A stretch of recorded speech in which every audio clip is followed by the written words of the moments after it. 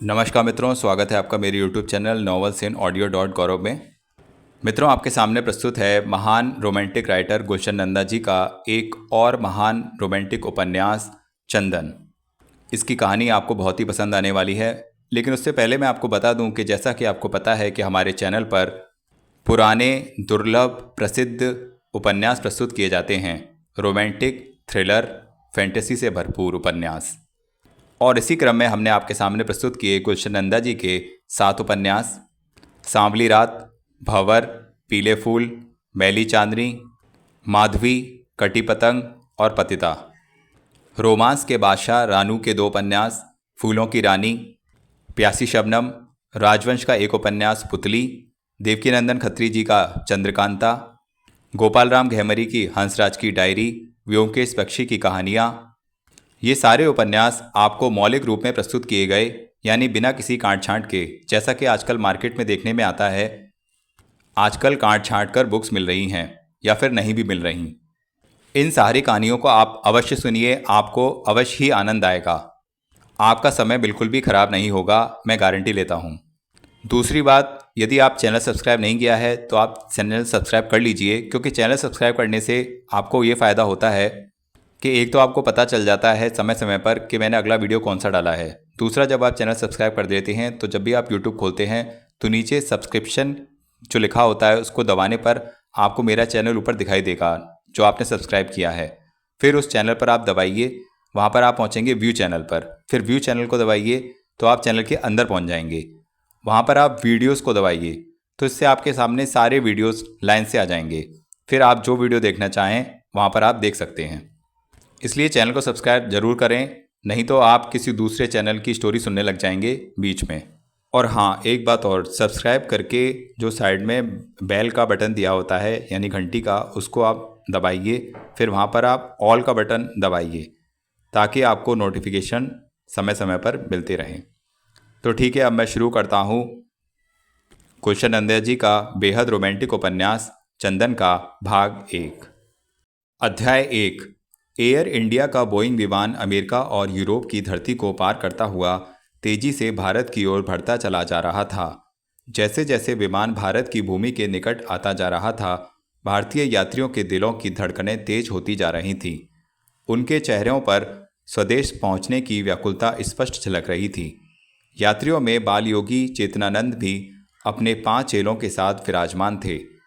23-24 वर्ष के बालयोगी के मुख पर एक अलौकिक तेज झलक रहा था। लगभग 4 वर्ष के बाद वे स्वदेश लौट रहे थे। यूरोप और अमेरिका में इनके आध्यात्मिक भाषणों ने हलचल सी मचा दी थी। धर्म और आध्यात्मिकता के अभाव में वहाँ के लोगों का जीवन निरुद्देश्य बन गया था। आणविक युग की भयानकता और भौतिकता के विनाशकारी परिणाम से उनका मानसिक संतोष छिन्न भिन्न हो गया था। इसलिए जब वे भारतीय संतों और ऋषियों के दर्शन में मानव जीवन के मूल उद्देश्य की झलक देखते तो उनके मन में जीवन के प्रति एक नई उत्कंठा जाग उठती। बालयोगी के भाषणों को वे इतनी तन्मयता से सुनते मानो किसी अवतारी पुरुष की वाणी हो जो उनकी आत्मा में उभरती जा रही थी। बालयोगी के मुख से निकला एक एक शब्द उनके घायल मन पर मलहम का काम करता, जिससे उन्हें वास्तविक शांति मिलती, सुख और आनंद मिलता। बालयोगी का यह आध्यात्मिक मिशन बहुत सफल रहा। इस महान सफलता के बाद वे अपने चेलों के साथ आज भारत लौट रहे थे। विमान में योगी महाराज अपनी सीट पर आंखें बंद किए विचार मग्न थे। उनके साथ बैठे हुए चेले कभी कभी श्रद्धा से उनकी ओर देख लेते। लंच का समय हो गया, महाराज आप क्या लेंगे? एयर होस्टेज ने बालयोगी के पास आकर धीरे से उन्हें संबोधित किया। बालयोगी अंतर्ध्यान रहे तो एयर होस्टेज ने दोबारा पूछा। इस बार उसके मधुर स्वर ने शायद योगी महाराज की समाधि भंग कर दी और उन्होंने धीरे से आंखें खोलकर अपने सामने खड़ी सुंदरी को देखा। फिर सौम्य भाव में बोले, देवी आज मेरा उपवास है। मैं जानती हूँ, एयर होस्टेस ने अपनी स्वाभाविक मुस्कान से कहा, लेकिन फलाहार तो आप कर सकते हैं। फल? हाँ, फल चलेगा, बालयोगी ने क्षण भर रुककर कहा और फिर अपने पास बैठे चेलों पर दृष्टि डाली जो शायद भूख से बेचैन हो रहे थे और इस प्रतीक्षा में थे कि योगी महाराज हाँ कर दें। अब बालयोगी की हाँ से उनके चेहरों पर चमक सी आ गई थी। थोड़ी देर में एयर होस्टेस ने बालयोगी के सामने फलों से लदी एक बड़ी ट्रे लाकर रख दी, जिसमें कई प्रकार के फल थे। बालयोगी ने ताज़ा फलों को देखा। ट्रे के बीच में एक बहुत आकर्षक सुनहले रंग का बड़ा सा सेब रखा हुआ था। उनकी दृष्टि अनायास ही उस सेब पर स्थिर हो गई। क्षण भर वे एकटक उसे देखते रहे। फिर हाथ बढ़ाकर उन्होंने वह सेब उठा लिया। ऐसा करते हुए न जाने क्यों उनकी उंगलियां कांप सी गईं। एक नैपकिन से उन्होंने सेब को साफ किया और ध्यानपूर्वक उसे देखने लगे। यूं लग रहा था मानो उस सेब से उनके जीवन का कोई विशेष संबंध हो। सेब को आंखों के सामने मन में बसाए उनके मस्तिष्क में स्मृतियों का एक संसार सा उभर आया और बाल योगी कई बरस पहले शिमला के उस बाग में जा पहुँचे जहाँ सेब के पेड़ों पर सुनहले रसीले सेब लटक रहे थे। तब वे बाल योगी नहीं थे, न उन्हें योग का ज्ञान था और न ही उन्होंने गेरुए वस्त्र धारण किए थे। उस समय वे केवल चेतन थे, कॉलेज के नवयुवक विद्यार्थी। सेब के उस बाग में चेतन अकेला नहीं था, बल्कि उसकी कॉलेज की सहपाठिन पायल भी उसके साथ थी। दोनों बिना हाथ से छुए एक शाखा पर लटके हुए सेब को मुंह से उचकने का प्रयत्न कर रहे थे। कभी पायल उछलती तो कभी चेतन। अचानक एक बार दोनों एक साथ उछले और सेब दोनों के मुंह में आ गया। दोनों दांतों में पकड़े सेब को अपनी अपनी ओर खींचने का प्रयास करने लगे। सेब के दो टुकड़े हो गए और आधा आधा सेब दोनों के मुंह में रह गया। चेतन ने जल्दी से सेब का टुकड़ा मुंह से निकालते हुए कहा, सेब मैंने तोड़ा है। झूठ, मैंने तोड़ा है। पायल ने हंसते हुए कहा। अच्छा छोड़ो, चलो दोनों बराबर रहे। चेतन ने समझाते हुए हाथ बढ़ाते हुए कहा। नहीं, तुम हार गए, पायल ने जोर देकर कहा। वह कैसे? तुम लंबे हो और मैं छोटी। सेब तुम्हें तोड़ना चाहिए था, लेकिन मैंने भी तुम्हारे साथ तोड़ा, इसलिए तुम हार गए। तुम हल्की हो और मैं भारी। चेतन ने भी उसी के तर्क का सहारा लिया। इसलिए सेब तुम्हें तोड़ना चाहिए था, लेकिन मैंने भी तुम्हारे साथ तोड़ा, इसलिए तुम हार गईं। अच्छा बाबा, ना तुम हारे ना मैं हारी, बाजी बराबर रही। आओ शांति संधि को दृढ़ कर लें। अपना सेब का टुकड़ा मुझे दे दो और मेरा तुम ले लो। क्यों, मैं तुम्हारा झूठा सेब? इससे पहले कि पायल अपना वाक्य पूरा करती, चेतन ने उसके हाथ से सेब का टुकड़ा उचक लिया और अपना सेब का टुकड़ा पायल के मुंह में ठूंस दिया। पायल खिलखिलाकर हंसने लगी और फिर दोनों घास पर लेटकर सेब खाने लगे। तभी सामने वाले पेड़ पर तोतों का एक जोड़ा आकर टाएं टाएं करता हुआ फलों को कुतरने लगा। दोनों फुदक फुदक कर कभी इस टहनी पर बैठते तो कभी उस टहनी पर। चेतन ने तोतों की ओर देखते हुए गंभीरता से कहा, ये तोते भी कितने आज़ाद हैं। काश हम भी इन्हीं की तरह पंछी होते तो इस नीले आकाश में स्वच्छंद विचरण करते। हाँ, जहाँ जी चाहता उड़कर चले जाते, ना कोई खटका रहता, ना किसी का बंधन। पायल ने विचारमग्न मुद्रा में कहा। फिर अचानक चेतन की ओर पलटते हुए बोली, तुम मुझे एक तोता पकड़ दो ना। नहीं, मैं पक्षियों को कैद करना पाप समझता हूँ।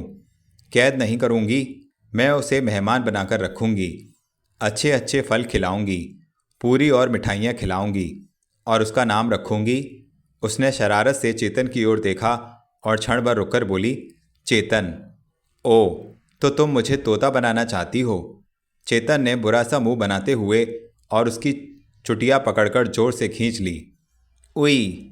पायल पीड़ा से अपनी चोटी को छुड़ाने का प्रयत्न करते हुए जल्दी से बोली, अच्छा बाबा, नहीं बनाऊंगी तोता। तो क्या बनाओगी? चेतन ने उसकी चोटी छोड़ते हुए पूछा। कैदी, लेकिन प्रेम का। पायल ने बड़े प्यार से कहा और अपनी उंगली उसके ओठों पर फेरने लगी। चेतन को ना जाने क्या सूझी कि उसने जोर से पायल की उंगली दांतों तले दबा ली। पायल फिर कराही। उई! तभी फायर की आवाज़ आई और एक साथ दोनों तोते ज़मीन पर गिरकर तड़पने लगे। चेतन ने झट उसकी उंगली छोड़ दी और उठकर बैठ गया। पापा! अनायास पायल के मुंह से निकला और वह उछलकर बिजली की सी तेजी से पास की घनी झाड़ियों में छुपकर आंखों से ओझल हो गई। चेतन अभी भागना ही चाह रहा था कि किसी ने लपक कर उसकी गर्दन पकड़ ली। उसने बौखलाकर पकड़ने वाले की ओर देखा। वह पायल के पिता कर्नल दुर्गा प्रसाद का मुनीम था, जो एक हाथ में कुछ मुर्दा तोते और दूसरे हाथ से चेतन की गर्दन पकड़े हुए उसे घूर रहा था। क्यों बेटा, क्या कर रहे थे यहाँ? मुनीम ने चेतन को घबराए हुए देखकर अर्थपूर्ण ढंग से पूछा। झक मार रहा था।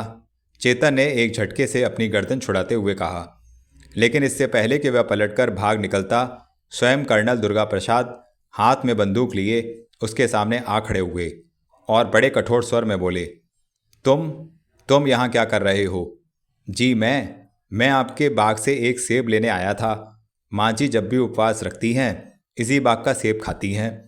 चेतन ने बहाना गढ़ा। ओह, तो तुम्हारी माँ जी अभी तक इस बाग के सेबों को भूली नहीं हैं। उनसे कहना उपवास रखा करें तो बाजार से सेब मंगवा लिया करें। चोरी के फल खाने से उपवास नष्ट हो जाता है। कर्नल साहब ने गर्व से गर्दन अकड़ाकर कहा।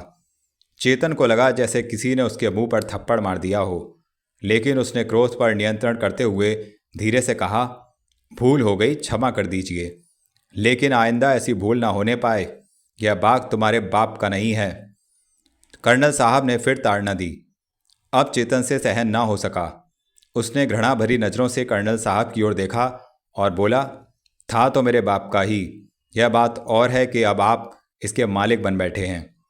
अरे, तो कोई बेईमानी से मालिक बना हूँ? नीलामी में थैली भर रुपए देकर खरीदा है। कर्नल दुर्गा प्रसाद ने अकड़ कर कहा। मेरे दादा ने भी इसे ठाकुर दिनेश सिंह से थैली भर रुपए देकर खरीदा था। यह हमारा दुर्भाग्य रहा कि मेरे पिताजी इसे जुए में हार गए, लेकिन उससे पहले ठाकुर दिनेश सिंह के पास भी यह बाग नहीं था। यह उनकी पत्नी को दहेज में मिला था और उनके ससुर ने इसे दिल्ली की एक बेगम से खरीदा था, जो गदर में लुट पिट कर इस बाग को बेचने पर मजबूर हो गई थी।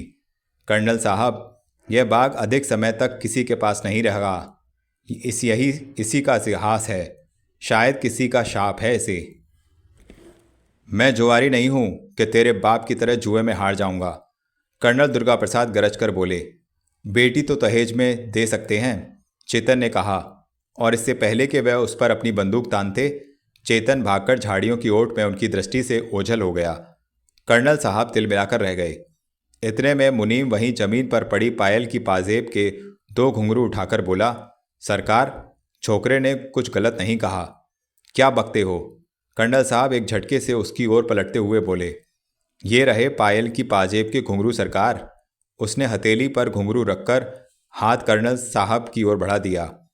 कर्नल साहब ने उसके हाथ से घुंघरू झपट लिए और कुछ सोचते हुए मुंह में ही बड़बड़ाए, ओह, उसकी यह मजाल। जी हाँ, वह इस बाग का सेब चुराने नहीं आया था, बल्कि आपके जीवन के बाग का सबसे सुंदर और बहुमूल्य सेब चुराना चाहता था। अगर पायल उसके हाथ में चली गई तो? चुप रहो, मैं उसका खून पी जाऊंगा, उसे गोली मार दूंगा। मैंने 2nd वर्ल्ड वॉर में 12 जर्मन मारे हैं। कर्नल साहब ने जैसे गुस्से से पागल होकर कहा और बंदूक संभाले हुए तेजी से बाग से बाहर निकल गए। मुनीम ने एक नज़र सामने जमीन पर पड़े मुर्दा तोतों की ओर देखा और फिर उन्हें उठाकर अपने मालिक के पीछे हो लिया। चेतन जब अपने घर पहुंचा तो वहां कोई भी ना था। वह भन्नाया हुआ सीधा रसोई घर में पहुंचा और पीतल की गागर से पानी लेकर कटाकट 2-3 गिलास पी लिए। तब जाकर कहीं उसका गुस्सा ठंडा हुआ। पानी पीकर वह चूल्हे पर रखे हुए बर्तनों को खोलकर देखने लगा। उसे बड़ी जोर की भूख लगी थी, लेकिन जैसे ही उसने थाली उठाकर खाना निकालना चाहा, बाहर से पोस्टमैन ने पुकारा। चेतन लपककर दरवाजे पर पहुंच गया और पोस्टमैन को देखते ही बोला, मामा का मनी ऑर्डर है क्या? हाँ, कहाँ है तुम्हारी माँ? पोस्टमैन ने थैले से मनी ऑर्डर निकालते हुए पूछा। वह तो पूजा कर रही है। तो हस्ताक्षर कैसे लोगे? लाओ, मैं करवा लाता हूँ। पोस्टमैन ने मनी ऑर्डर फॉर्म उसके हवाले कर दिया। चेतन फॉर्म लेकर घर के अंदर चला गया। अंदर आकर उसने मेज पर से कलम उठाया और स्वयं ही माँ के हस्ताक्षर करके एक बार ध्यान से उसे देखा। तब उसे संतोष हो गया कि उसने बिल्कुल माँ के हस्ताक्षर के समान ही फॉर्म पर हस्ताक्षर किए हैं। तो फॉर्म लाकर पोस्टमैन को दे दिया। पोस्टमैन ने ध्यानपूर्वक उस हस्ताक्षर को देखा, फिर उसके हाथ पर 10-10 रुपए के 10 नोट रख दिए। लेकिन अभी वह अपना थैला उठाकर जाने के लिए मुड़ा ही था कि उसके सामने गली से चेतन की माँ शांति देवी को हाथों में पूजा की थाली लिए आते देखा तो वह भौचक्का सा वहीं स्थिर खड़ा हो गया। मेरे भैया का मनी ऑर्डर लाए हो क्या मुंशी जी? चेतन की माँ ने पास आते हुए पूछा। जी हाँ, लाया तो था, मगर आप बाहर से आ रही हैं और यह कह रहा था कि आप पूजा कर रही हैं। पोस्टमैन ने चेतन को घूरते हुए कहा। तो क्या मैं झूठ कह रहा था? देख लो, हाथ में पूजा की थाली है या नहीं, चेतन ने ढिठाई से कहा। मगर तूने तो कहा था अंदर। झूठ ना बोलो चाचा, मैंने अंदर बाहर की बात नहीं की थी, चेतन ने उसकी बात काटते हुए ऊंची आवाज में कहा। अरे वाह, एक तो चोरी ऊपर से सीना चोरी, हस्ताक्षर क्या बाहर से करवा के लाया था? पोस्टमैन ने भड़ककर कहा। कितनी बार कहा है दूसरों के हस्ताक्षर मत किया कर, मगर यह मानता ही नहीं। माँ ने पोस्टमैन का गुस्सा ठंडा करने के लिए बेटे को जैसे डांटते हुए कहा। यह हरकत तुम्हारे लाडले को किसी दिन जेल पहुंचा देगी। भाभी, जाली हस्ताक्षर करना बहुत बड़ा अपराध है। लीजिए, आप अपने हस्ताक्षर कर दीजिए, पोस्टमैन ने फॉर्म शांति देवी की ओर बढ़ाते हुए कहा। अरे, अब तुम्हें हस्ताक्षर करने की क्या ज़रूरत है माँ? देख लो, बिल्कुल तुम्हारे ही हस्ताक्षर लगते हैं कि नहीं, चेतन बोला। तू चुप रह, फिर कभी ऐसी हरकत की तो मुझसे बुरा कोई नहीं होगा। चेतन को डांटते हुए माँ ने अपने हस्ताक्षर करके फॉर्म पोस्टमैन के हवाले कर दिया और पोस्टमैन बड़बड़ाता हुआ चला गया। जैसे ही शांति देवी चेतन के हाथ से रुपए लेकर अंदर जाने लगीं, ठहरो की गरज ने उसके पांव वहीं रोक दिए। उन्होंने पलटकर देखा तो सामने कर्नल दुर्गा प्रसाद बंदूक ताने खड़े थे। मैं तुम्हारे बेटे को गोली मार दूंगा। क्या अपराध किया है मेरे बेटे ने? शांति देवी ने माथे पर बल डालते हुए पूछा। मेरी मासूम बेटी को बहकाने का प्रयत्न कर रहा है वह आवारा बदमाश। बेहतर यही होगा कि आप अपनी बेटी को समझा दीजिए कि वह ना बहके।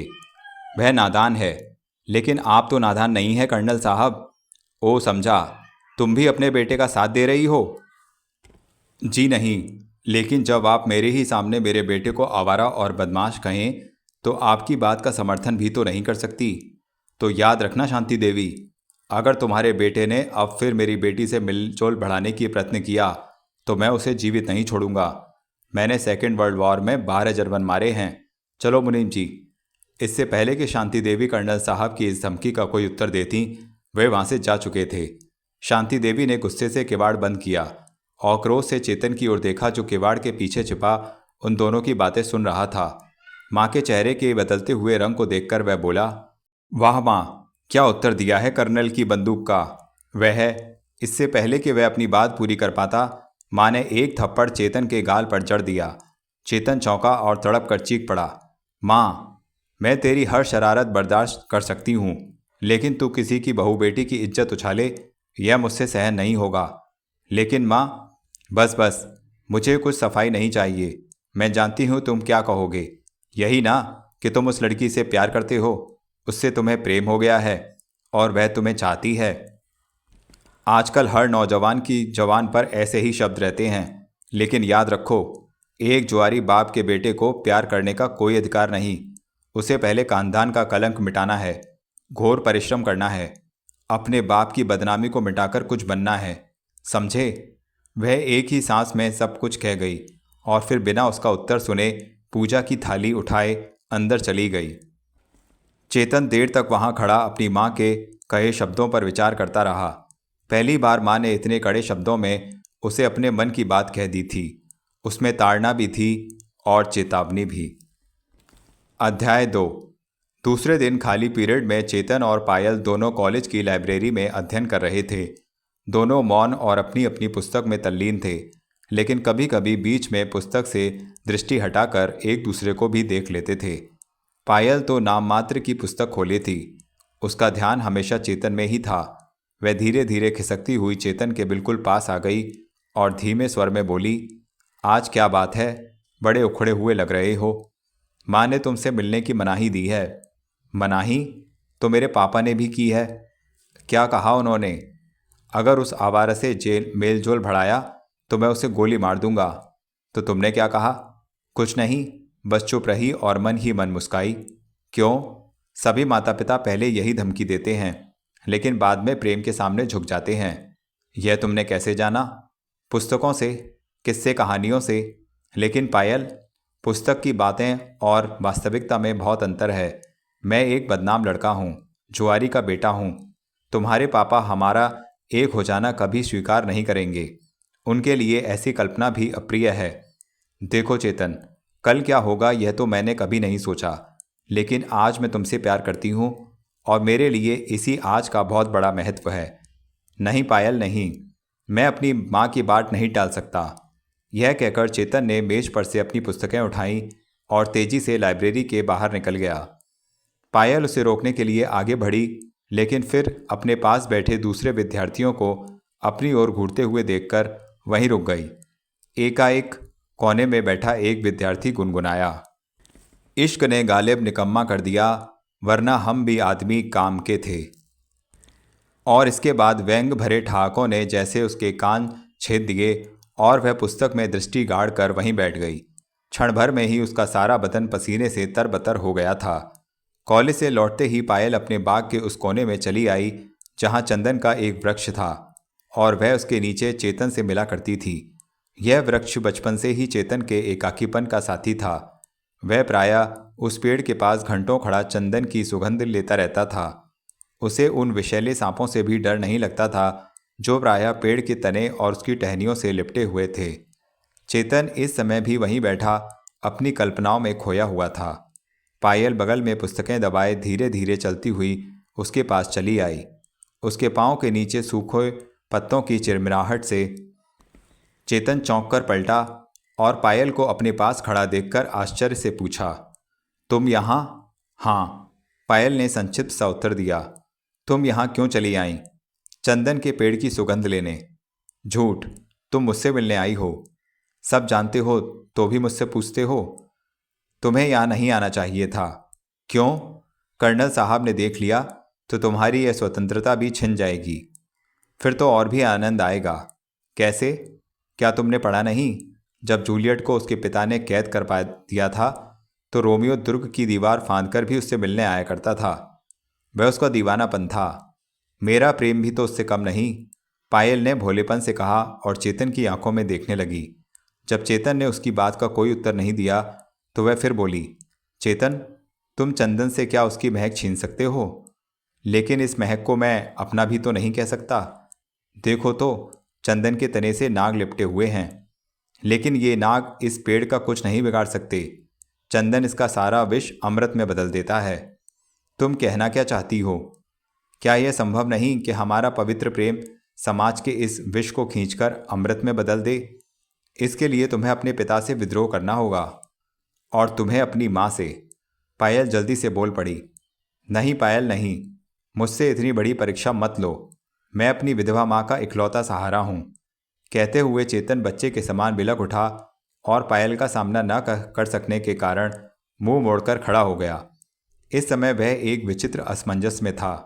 भावनाओं का द्वंद्व उसके चेहरे पर स्पष्ट झलक रहा था। पायल ने उसके पास आकर धीरे से उसके कंधे पर हाथ रख दिया तो चेतन का सारा बदन कांप उठा। पायल मुड़कर उसके सामने होती हुई बोली, घबराओ नहीं चेतन, मैं तुम्हारी माँ का इकलौता सहारा कभी नहीं छीनूंगी। यह कहते हुए उसकी आंखें भीग गईं। फिर एकाएक वह मुड़कर अपने बगल की ओर तेजी से चल पड़ी। चेतन बेबसी में वहीं खड़ा रह गया। उसमें इतना साहस नहीं था कि वह भागकर अपनी प्रेमिका को रोक लेता। बाग के इस कोने से निकलकर पायल जब अपने बंगले की ओर जाने लगी तो अपनी धुन में अचानक सामने से आते हुए मुनीम से टकरा गई। मुनीम ने उसकी घबराहट को भांपते हुए पूछा, बीबी, इधर क्या करने गई थी? गुलाब के फूल तोड़ने काका। लेकिन तुम्हारे हाथ तो खाली हैं। हाथ? हाँ हाँ, खाली हैं, फूल नहीं मिले। वह घबराकर बोली, कितनी बार कहा है उस चंदन के पेड़ के पास मत जाया करो, वहाँ नाग रहता है, कहीं डस ना ले। पायल ने दृष्टि उठाकर मुनीम के चेहरे की ओर देखा और घृणा से मुंह मोड़ लिया। फिर वह तेजी से बंगले की ओर चल पड़ी। मुनीम ने धोती के कोने से अपना चश्मा साफ किया और दोबारा अपनी आंखों पर चढ़ाकर चंदन के पेड़ की ओर देखा। थोड़ी दूर पगडंडी पर चेतन गर्दन झुकाए चला आ रहा था। उस दिन चेतन रात भर सो ना सका। पायल के वे शब्द, तुम्हारी माँ का इकलौता सहारा नहीं छीनूंगी, रह रहकर उसके मस्तिष्क को झिझोड़ रहे थे। वह जानता था कि पायल उसे अपने प्राणों से भी अधिक प्यार करती है, लेकिन आज उसकी विमुखता देख शायद वह भी डगमगा गई हो। यद्यपि प्रेम त्याग और धैर्य की शिक्षा देता है, परंतु हजार प्रयत्न करने पर भी वह मानसिक चिंता से छुटकारा नहीं पा सका। रात भर पायल की याद उसे सताती रही। वह करवटें बदलता रहा, तड़पता रहा। दूसरे दिन चेतन कॉलेज गया, लेकिन पायल उसे वहां नहीं मिली। दिन भर उसके मन में अनेक विचार आते रहे। शाम को उसने बाग का एक चक्कर लगाया, परंतु काफ़ी देर इधर उधर देखने के बाद भी उसे पायल कहीं दिखाई नहीं दी। तीसरे दिन भी जब पायल कॉलेज नहीं आई तो चेतन की चिंता और बढ़ गई। उसने सोचा शायद वह उसके व्यवहार से नाराज हो गई है। इसी उलझन में उसने दफ्तर में जाकर क्लर्क से पायल की अनुपस्थिति का कारण मालूम करना चाहा, लेकिन उसे निराशा ही हुई, क्योंकि पायल की ओर से अभी तक कॉलेज में कोई प्रार्थना पत्र नहीं आया था। वह इस भय से बेचैन हो उठा कि कहीं कर्नल साहब ने बेटी से कॉलेज ही ना छुड़वा दिया हो। आज चेतन छुट्टी होने से पहले ही कॉलेज से लौट आया और पायल के बंगले के आसपास मंडराने लगा। उससे मिलने के लिए वह बहुत बेचैन हो रहा था और सोच रहा था कि किस प्रकार उससे मिले। इसी फिराक में वह बंगले की दाईं ओर वाली दीवार के ऊपर से अंदर झांकने लगा। बरामदे में कर्नल साहब डटे हुए शाम की चाय पी रहे थे। पास ही एक आराम कुर्सी पर पायल बैठी हुई कोई पत्रिका देख रही थी। चेतन को लगा उन दोनों के बीच एक अजीब सी घुटन भरी मौन छाई हुई थी। चेतन ने चाहा किसी प्रकार पायल उसकी ओर देखे तो वह उसे संकेत द्वारा बाहर बुलाए, लेकिन वह अपने ही ध्यान में तल्लीन पत्रिका पढ़ती रही। तभी नौकर पायल के लिए एक गिलास में दूध लेकर आया। पायल ने दूध पीने से इनकार कर दिया तो कर्नल साहब बड़े रुआब से बोले, तुम्हें दूध पीना ही होगा। मैंने कहा ना, मुझे दूध अच्छा नहीं लगता। वह झुंझलाकर बोली, मैं जानता हूँ, लेकिन बच्चों के लिए दूध कितना ज़रूरी है यह तुम नहीं जानती। उफ, सुबह शाम बस भाषण ही भाषण। मैं तो तंग आ चुकी हूँ। वह रुआसी होकर बोली। पायल, कर्नल साहब गरज उठे। पायल इस गरज से अचानक सहम गई और दूसरे ही क्षण हाथ में गिलास लेकर गटगड़ाहट पी गई। उसी समय कर्नल साहब की जीप बंगले में दाखिल हुई और पोर्टिको में आकर रुक गई। जीप में से मुनीम उतरकर कर्नल साहब की ओर बढ़ा। चेतन ने उसे देखकर जल्दी से अपना सिर नीचे कर लिया। क्या कहा सक्सेना ने, प्रार्थना स्वीकार होगी या नहीं? मुनीम ने आते ही कर्नल साहब से पूछा। स्वीकार होना मुश्किल ही लग रहा है, मुनीम ने निराशा से कहा। क्यों, मुश्किल की क्या बात है? इस वर्ष तो बारिश भी अच्छी हुई है। अगर हमारे बाग को आधा घंटा अधिक पानी मिल जाए तो सरकार का पानी समाप्त तो नहीं हो जाएगा, कर्नल साहब ने गुस्से से कहा। वह तो ठीक है, मगर सक्सेना का व्यवहार कुछ ठीक नहीं लगता था। लगता है बिना घूस दिए काम नहीं चलेगा। 1500 रुपये थमा दीजिए, यह रोज़ रोज़ का झंझट समाप्त हो जाएगा। यानी तुम मुझे करप्शन सिखा रहे हो? मैं मिलिट्री का रिटायर्ड कर्नल हूँ और मिलिट्री में करप्शन करने वालों को गोली मार दी जाती है, कर्नल साहब ने आपे से बाहर होते ही कहा। मगर यह मिलिट्री नहीं है सरकार, सरकारी विभाग है, और सरकारी विभागों का जो हाल है वह आप जानते ही होंगे। बड़े बड़े अफसरों और प्रायः मिनिस्टरों तक की मुट्ठी गर्म करनी पड़ती है। मजाल क्या है कि बिना चांदी के पहिए लगाए कोई प्रार्थना पत्र एक मेज से दूसरे मेज तक पहुंच जाए। चपरासी से लेकर विभाग के इंचार्ज तक का यही हाल है। बस घूस की चोट बाजारी है। मगर मैं घूस नहीं दूंगा। यह मेरे सिद्धांत के विरुद्ध ही नहीं, मेरा अपमान भी है। मैं देखता हूँ सक्सेना कैसे पानी नहीं देता। यहाँ से लेकर दिल्ली तक हिलाकर रख दूंगा, कर्नल साहब ने आवेश में कहा और चाय पीने के लिए प्याली उठा ली। अभी उन्होंने चाय का एक ही घूंट लिया होगा कि अंदर से नौकर भागा हुआ आया। कोई कर्नल साहब से फ़ोन पर बात करना चाहता था। कर्नल दुर्गा प्रसाद चाली की प्याली वहीं छोड़कर झट अंदर गए। उन्होंने तिपाई पर रखा चोंगा उठाया और अपनी कड़कदार आवाज़ में बोले, हेलो, मैं कर्नल दुर्गा प्रसाद बोल रहा हूँ। ओहो सक्सेना साहब, कहिए क्या आज्ञा है? आपका प्रार्थना पत्र मुझे मिल गया है, लेकिन आप तो जानते हैं पानी की कितनी कमी है। उधर से आवाज़ आई। आप कहना क्या चाहते हैं? मेरे विचार में फ़ोन पर कुछ कहना उचित नहीं। साफ साफ क्यों नहीं कहते कि आपको घूस चाहिए? आप बेईमान और करप्ट हैं। यह घूस नहीं कर्नल साहब, व्यापार है। आखिर हमें भी बीवी बच्चों की आकांक्षाओं को पूरा करना होता है। आप तो जानते ही हैं आजकल तनख्वाह में कहाँ गुजारा होता है। तो आप घूस लिए बिना पानी नहीं देंगे? बिल्कुल नहीं।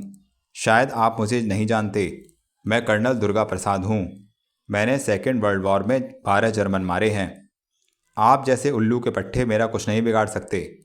कर्नल साहब ने क्रोध से अनियंत्रित होकर कुछ कहना चाहा, परंतु दूसरी ओर से फ़ोन कट चुका था। उन्होंने क्रेडल को तिपाही पर पटका और मुनीम को पुकारकर उसे साथ लिए जीप की ओर बढ़ गए। पिता के जाते ही पायल को ऐसा लगा मानो उसके सिर से कोई भारी बोझ उतर गया हो। किसी लंबी कैद से अचानक ही उसे आज़ादी मिल गई हो। एकाएक बंगला, बाग और तोतों की आवाज़ें सब सुहावनी लगने लगीं, मानो क्षण भर में वातावरण ही बदल गया हो। उसने आराम कुर्सी से उठकर एक अंगड़ाई ली। तभी उसकी नज़र मेज पर रखे टोस्ट और आमलेट की प्लेटों पर पड़ी और उसकी मरी हुई भूख जाग उठी। वह जल्दी जल्दी टोस्ट और आमलेट खाने लगी। अचानक पीछे से एक कंकड़ी आकर उसकी पीठ पर लगी। उसने पलटकर देखा और दीवार से ऊपर चेतन का चेहरा देखकर आश्चर्य से उछल पड़ी। चेतन ने हाथ और आंखों से ही उसे चंदन के नीचे मिलने का संकेत किया और फिर वह दीवार पर से ओझल हो गया। पायल ने इधर उधर देखा और धीरे से बाग के उस कोने की ओर बढ़ने लगी जिधर चंदन का एकमात्र पेड़ था। एकाएक गुलाब की क्यारियों में से माली सामने आता हुआ बोला, बीवी उधर ना जाओ, नाग निकला हुआ है। हाँ हाँ, मैं जानती हूँ, वह तो रोज ही निकलता है। मैं सावधान रहूंगी, तुम चिंता ना करो काका। माली सिर झुकाए हुए एक ओर चला गया और पायल चंदन के पेड़ की ओर बढ़ गई। चेतन वहीं खड़ा उसकी प्रतीक्षा कर रहा था। तुम यहाँ क्या करने आए हो? पायल ने माथे पर बल डालते हुए चेतन से पूछा। यह पूछने कि तुमने कॉलेज जाना क्यों छोड़ दिया। कॉलेज में मेरे लिए रखा ही क्या है? मेरा प्यार। झूठ मत बोलो, तुम्हें मुझसे अधिक अपनी माँ की आज्ञा प्यारी है। जाओ, उनकी सेवा करो और मेरा पीछा छोड़ दो। नहीं पायल, तुम नहीं जानती मैं 3 दिन तक तुम्हारे लिए कितना तड़पता रहा हूँ। मुझे अब अनुभव हुआ कि मैं तुम्हारे बिना नहीं रह सकता। मगर मैं कह चुकी हूँ कि मैं तुम्हारी माँ का सहारा नहीं छीनूंगी, लेकिन मेरा प्रेम छीनने का अधिकार भी तो तुम्हें नहीं है। ओ चेतन, अब तुम जाओ, वरना पापा आ जाएंगे। वे वाटर वर्क्स डिपार्टमेंट के दफ्तर में गए हैं, 2 घंटे से पहले नहीं आ सकते। तुम्हें कैसे मालूम हुआ? पायल ने आश्चर्य से पूछा। मैंने ही तो पास के क्लब से उन्हें फ़ोन किया था, सक्सेना बनकर। तुमने? पायल को जैसे विश्वास नहीं हो रहा था। हाँ मैंने। मगर क्यों? तुमसे मिलने की कोई और युक्ति नहीं सूझी। अगर तुम्हें यहाँ किसी ने देख लिया तो गजब हो जाएगा। तो इस घुटे हुए वातावरण से बाहर निकल आओ। आओ मेरे साथ, कहीं और चलें। पायल ने इधर उधर देखा और किसी को समीप ना पाकर तेजी से बरामदे की ओर गई, जहाँ कुर्सी पर उसका दुपट्टा रखा था। फिर शीघ्र ही वह चेतन के साथ रवाना हो गई। कर्नल साहब की जीप अभी 2-3 मील ही गई होगी कि सामने से आती एक दूसरी जीप ने उन्हें क्रॉस किया और कर्नल साहब चौंक पड़े। यह सक्सेना की जीप थी। सक्सेना? कर्नल दुर्गा प्रसाद जोर से ब्रेक लगाते हुए चिल्लाए। सक्सेना ने यह आवाज़ सुनी तो उसने भी जीप रोक दी और उनकी जीप के पास अपनी जीप लगाते हुए कह उठा, कर्नल साहब आप? जी हाँ मैं। कर्नल साहब बंदूक संभालते हुए बोले, जरा फिर तो मुझे उल्लू के पट्टे की गाली देकर देखिए। अचानक यह क्या मजाक सूझा आपको? सक्सेना ने आश्चर्य से कहा। यह मजाक नहीं, आपकी गाली है जो आपने मुझे फ़ोन पर दी थी। आपको घूस चाहिए, और वह भी मुझसे, कर्नल दुर्गा प्रसाद से, जिसने सेकेंड वर्ल्ड वॉर में 12 जनमर मारे हैं। कैसी बहकी बहकी बातें कर रहे हैं आप? क्या मैं इतना अशिष्ट हूँ कि आपको गाली दूंगा और फिर घूस मांगूंगा आपसे? मगर फिर वह फ़ोन किसने किया था? कर्नल साहब कुछ नरम पड़ते हुए बोले, किसी लौंडे ने शरारत की होगी। आज 1 अप्रैल है ना, आपको अप्रैल फूल बना दिया और आप मुझ पर चढ़ दौड़े। मैंने तो आपके प्रार्थना पत्र पर अपनी तरफ से स्वीकृति का नोट लिखकर उसे आगे बढ़ा दिया है। यह कहकर सक्सेना तो अपनी जीप स्टार्ट करके आगे बढ़ गया, लेकिन कर्नल साहब काफ़ी देर तक इस उलझन से छुटकारा ना पा सके। जीप मोड़कर चलने से पहले उन्होंने मुनीम से पूछा, ऐसा बदतमीज कौन हो सकता है? कहीं वह तो नहीं? मुनीम कुछ सोचते हुए बड़बड़ाया। कौन? वही जुआरी का बेटा चेतन। चेतन का नाम सुनते ही जैसे कर्नल साहब के सीने पर सांप रेंग गया और वह अपने बोझिल दिल को संभाले जीप को मोड़ने लगे। चेतन और पायल दुनिया वालों की निगाहों से छिपकर एक झरने के पीछे पत्थर पर लेटे हुए थे। तरल चांदी जैसे निर्मल जल की चादर ने उन्हें ढांप रखा था। इस एकांत और शांत वातावरण में उन्हें एक अनोखा आनंद मिल रहा था। उनके सुलगते शरीर में झरने के पानी के छींटों से एक फुरहरी सी भर जाती और वे विभोर हो उठते। ना जाने कब से वे इसी प्रकार चुपचाप लेटे हुए थे। कभी कभी वे दोनों एक दूसरे को प्रश्नसूचक दृष्टि से देख लेते थे और फिर अपनी सोचों में खो जाते। जाने उन पर क्या बीतने वाली है, उनके प्रेम का क्या होगा, क्या वे इन बंधनों को तोड़कर एक हो सकेंगे। कुछ ऐसे ही प्रश्न उन दोनों के मस्तिष्क में उठ रहे थे। सोचते सोचते अचानक चेतन के मुंह से निकला, बड़ी मुश्किल है क्या? पायल ने चौंक कर उसकी ओर करवट लेते हुए पूछा। माँ मुझे मामा के पास भेज देना चाहती हैं। क्यों? कहती हैं यहाँ लोग बात बात पर तुम्हें जुआरी का बेटा होने का ताना देते हैं। हर कोई तुम्हें घृणा से देखता है। मैं नहीं चाहती कि तुम्हारे जीवन को तुम्हारे पिता का अतीत अंधकारमय बना दे, इसलिए तुम अपने मामा के साथ चले जाओ। मेरे नाना जी ने भी पापा को पत्र लिखा है कि पायल को यहाँ भिजवा दो। यहाँ उसकी देखभाल करने के लिए उसकी नानी और मौसी दोनों हैं। कॉलेज भी शिमला से अच्छा है। तो क्या फैसला किया है तुमने? चेतन ने जल्दी से पूछा। तुमने क्या फैसला किया है? पायल ने उल्टा उसी पर प्रश्न कर दिया। कुछ भी हो, मैं तुम्हें छोड़कर नहीं जा सकता। मैं भी नहीं जाना चाहती, लेकिन अगर तुम्हारे पापा ने मजबूर किया तो मैं भागकर तुम्हारे घर आ जाऊंगी। पायल की बात सुनकर चेतन अनायास हंसने लगा। पायल आश्चर्य से उसकी ओर देखने लगी और इससे पहले कि वह उससे इस हंसी का कारण पूछती, चेतन स्वयं ही कह उठा, अरे यह जिंदगी की प्रॉब्लम है, कोई आंख मिचौली नहीं जो तुम जहां चाहो छिपकर बैठ जाओ। पायल उसकी बात सुनकर चुप हो गई और सोचने लगी, शायद वह ठीक ही कहता है। यह समस्या वास्तव में इतनी सहज नहीं जितनी वह समझ रही थी। काफ़ी देर तक वह गुमसुम लेटी रही तो चेतन ने पूछा, क्या सोच रही हो? सोच रही हूँ पापा सक्सेना के पास पहुँचेंगे और उन्हें मालूम होगा कि फ़ोन सक्सेना ने नहीं किया तो क्या होगा।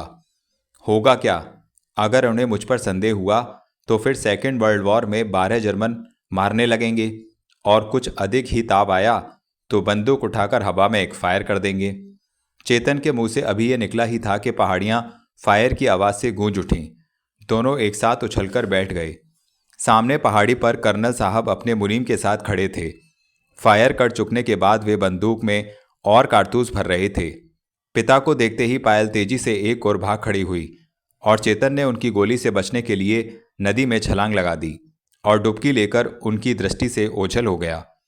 कुछ देर बाद थोड़े फासले पर जब उसने पानी से सिर निकाल कर ऊपर देखा तो कर्नल साहब ने झट उसे निशाने पर ले लिया और फायर करना ही चाहते थे कि मुनीम ने उनकी बंदूक पकड़कर उसकी नाल दूसरी ओर मोड़ दी और बोला, सरकार यह क्या गजब कर रहे हैं आप? छोड़ दो बंदूक, मैं इसे जिंदा नहीं छोड़ूंगा। कर्नल साहब ने मुनीम को झटकते हुए कहा। जानते हैं इसका परिणाम क्या होगा? अदालत में मुकदमा चलेगा, शहर भर में चर्चा होगी और पायल बिटिया बदनाम हो जाएगी। बेटी के बाप को ऐसे मामलों से जोश से नहीं होश से काम लेना चाहिए।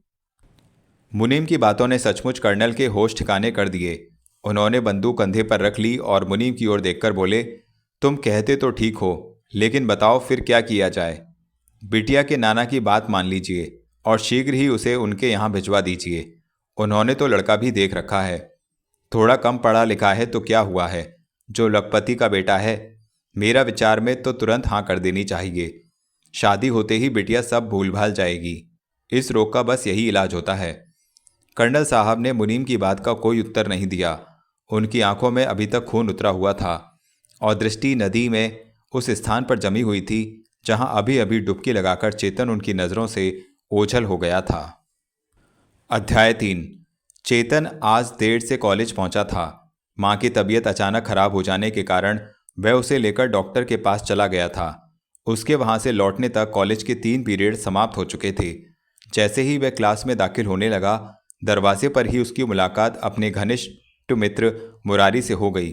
मुरारी ने उसे रोकते हुए पूछा, अमा यार, अब तक कहाँ थे? माँ की तबीयत ठीक नहीं थी, उसे डॉक्टर के यहाँ लेकर गया था। पायल ने कॉलेज छोड़ दिया है क्या? चेतन एकाएक बौखला सा गया। फिर कुछ संभलकर उसने पूछा, तुम्हें कैसे मालूम हुआ? वह स्वयं आई थी और लिविंग सर्टिफिकेट लेकर चली गई। ओह, कब? अभी कुछ देर पहले। बहुत देर तक तुम्हारी राह देखती रही। जब तुम नहीं आए तो वह तुम्हारी यह पुस्तक देकर चली गई। यह कहते हुए मुरारी ने एक पुस्तक उसे थमा दी। मेरी पुस्तक? चेतन ने अर्थशास्त्र की वह पुस्तक उलट पुलट कर देखते हुए आश्चर्य से कहा और फिर जैसे कुछ सोचकर जल्दी से बोला, हाँ हाँ, मेरी पुस्तक। मुरारी ने उसके चेहरे पर छाई चिंता की झलक देखी और पलटकर क्लास के अंदर चला गया। चेतन भी धीरे धीरे उसके पीछे क्लासरूम में प्रविष्ट हो गया। लेक्चरर ने जाने क्या कह रहा था, चेतन ने कुछ नहीं सुना और चुपचाप पायल की पुस्तक के पन्ने पलटने लगा। वह समझ गया था कि पायल अपनी इसी पुस्तक में अवश्य उसके लिए कोई संदेश छोड़ गई होगी। आखिर एक पन्ने के हाशिए पर उसे बारीक पेंसिल में लिखी पायल की हस्तलिपि मिल गई और वह जल्दी जल्दी पढ़ने लगा। लिखा था, मैं कल अपने नाना के यहाँ जा रही हूँ, हमेशा के लिए। काश जाने से पहले तुमसे मिल सकती। यह पढ़ते ही चेतन को लगा जैसे उसका दिल किसी ने सीने के अंदर मुट्ठी में भींच लिया हो। उसकी आंखों के आगे सहसा अंधकार सा छा गया और सारा क्लासरूम उसे घूमता हुआ सा अनुभव होने लगा। रात का पहला पहर बीत चुका था। बाहर बला की सर्दी पड़ रही थी। चारों ओर घुना कोहरा छाया हुआ था। हाथ को हाथ सुझाई नहीं दे रहा था। पायल अपने कमरे में बिस्तर पर लेटी करवटें बदल रही थी। सोने का प्रयत्न करते हुए उसने कमरे की बत्ती बुझा दी थी, पर अंगीठी में दहकते कोयलों के कारण कमरे में मध्यम उजाला फैला हुआ था। पायल ने करवट बदलकर अंगीठी की ओर देखा और सोचने लगी, उसके अपने अंदर भी तो ऐसी ही तपन है, वह तपन जिससे उसका तन मन फुका जा रहा था। आत्मा सुलझ रही थी। इतनी ठंड में भी उसके माथे पर पसीने की बूंदें आ रही थीं। उसने घबराकर गहरी सांस ली और यह सोचकर अचानक पागल सी हो गई कि 12 घंटों बाद वह चेतन के सदा के लिए हमेशा के लिए बिछुड़ जाएगी। इस व्यवस्था पर वह तड़पकर रह गई। अचानक पीछे की ओर खुलने वाले रोशनदान पर धीरे से किसी ने दस्तक दी। पायल एकाएक चौंक पड़ी। उसने गर्दन घुमाकर देखा तो कमरे के रोशनदान पर एक छाया देखकर वह डर गई। कहीं कोई चोर तो नहीं? उसने घबराकर सोचा और देखा कि कोई रूमाल से रोशनदान के शीशे की भाप को साफ कर रहा था। पायल सांस रोके देखती रही। फिर शीशा साफ हुआ तो उसे रोशनदान के पीछे चेतन के चेहरे की झलक दिखाई दी। पायल उछलकर पलंग से उठी और लपक कर एक स्टूल रोशनदान के नीचे रखकर उस पर खड़ी हो गई और झट रोशनदान से लटकी डोरी खींचकर रोशनदान का पट खोल दिया। चेतन ने रोशनदान से अपना सिर भीतर करके उसे देखा। तुम इस समय? पायल ने धीरे से बड़े आश्चर्य से पूछा। हाँ, तुमसे मिलने का कोई और उपाय भी तो नहीं था? इतनी रात को इस प्रकार? हाँ, सोचा इस कोहरे की आड़ लेकर तुमसे मिल आऊं, कहते हुए चेतन ने उछलकर रोशनदान द्वारा अंदर आने का प्रयत्न किया। पायल ने देखा वह सर्दी से ठिठुर रहा था। उसकी सांस भी फूली हुई थी। ठहरो, उसे वहीं रुकने के लिए कहकर पायल स्टूल से उतरकर अपने बिस्तर की ओर लपकी। उसने बिस्तर के साथ रखे टेबल लैंप को जलाना चाहा, फिर कुछ सोचकर रुक गई। अंगीठी में धधकते कोयलों के धीमे प्रकाश में उसने इधर उधर देखा और लपककर दरवाजे की चटकनी चढ़ा दी।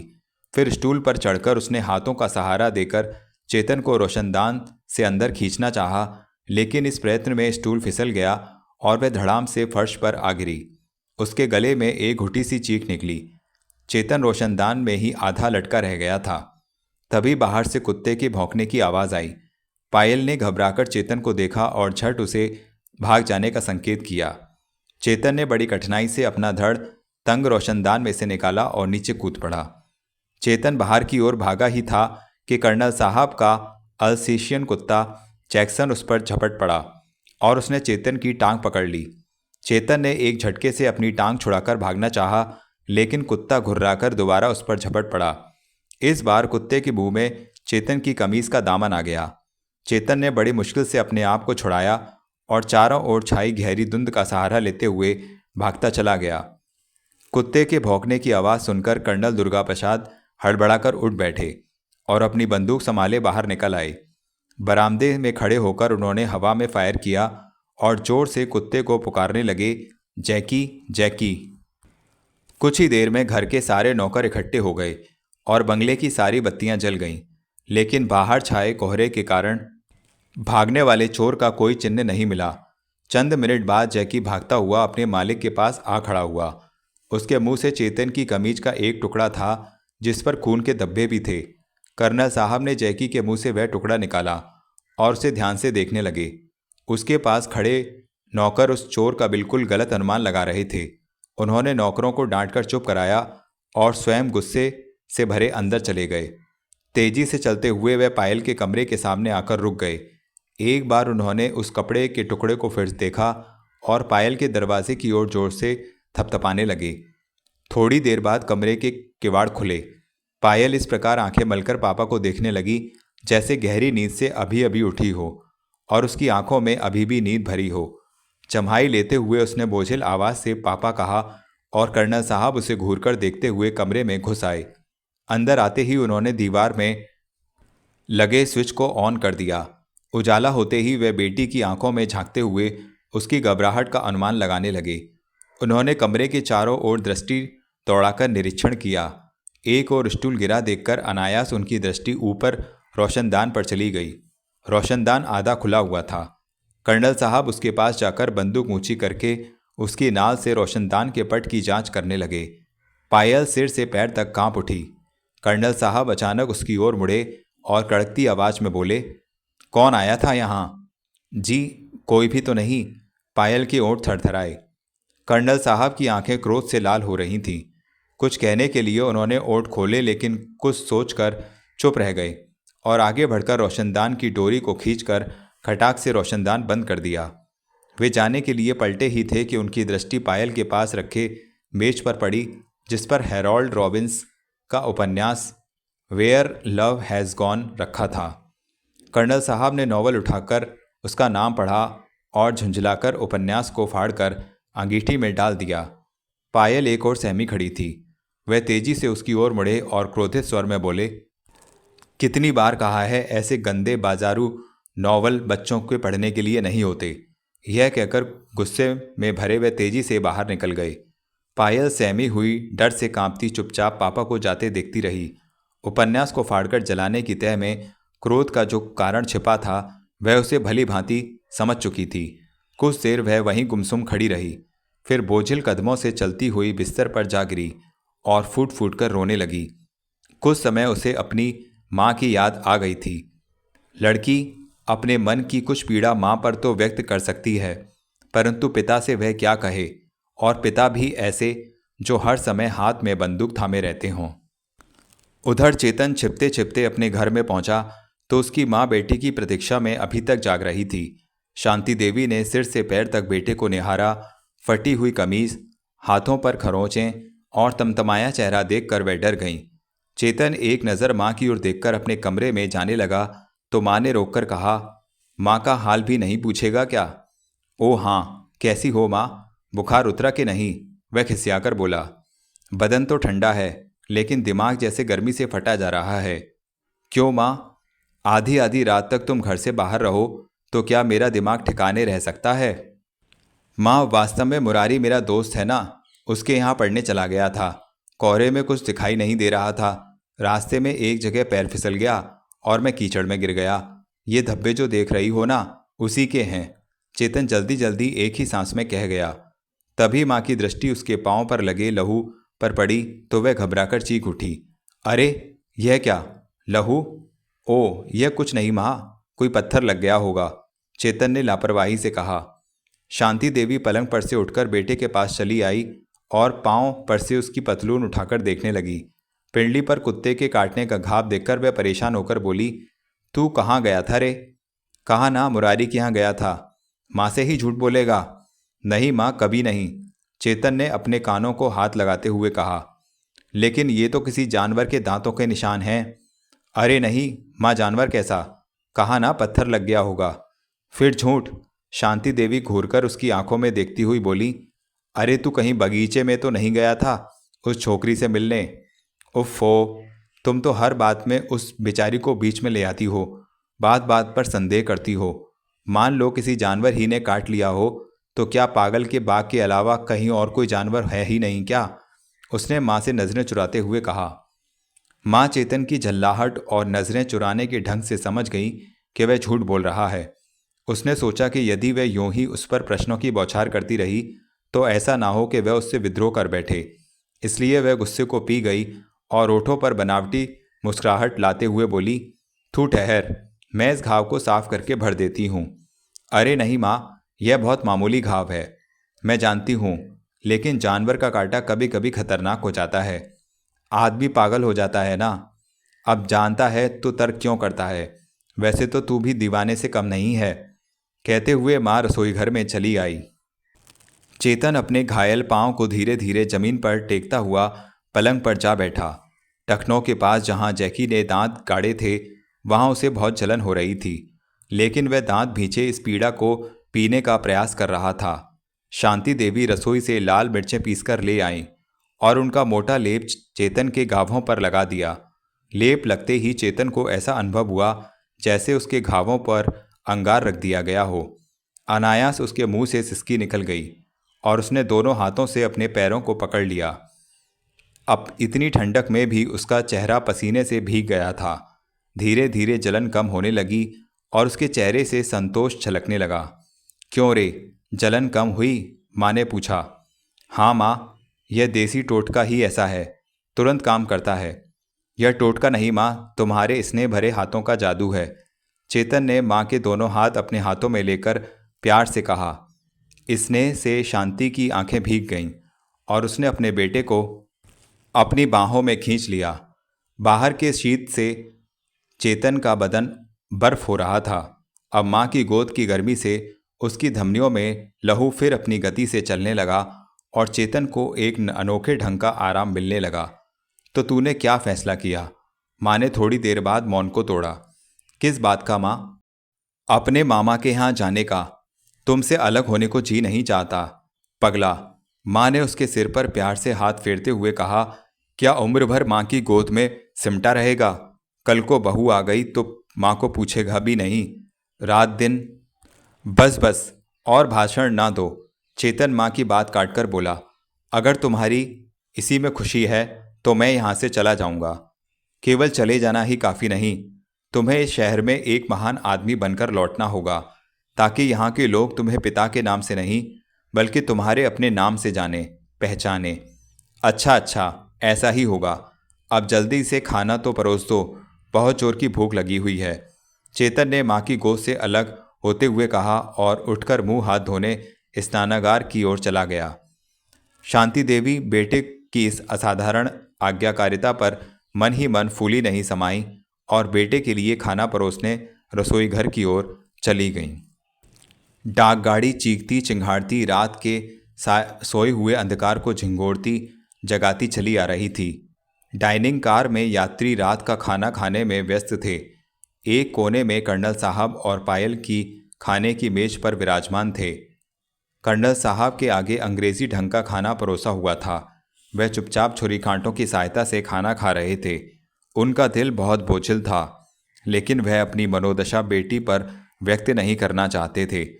पायल ने खाना नहीं खाया, केवल कॉफ़ी ली। कर्नल साहब ने भी उसे खाने के लिए मजबूर करना उचित नहीं समझा।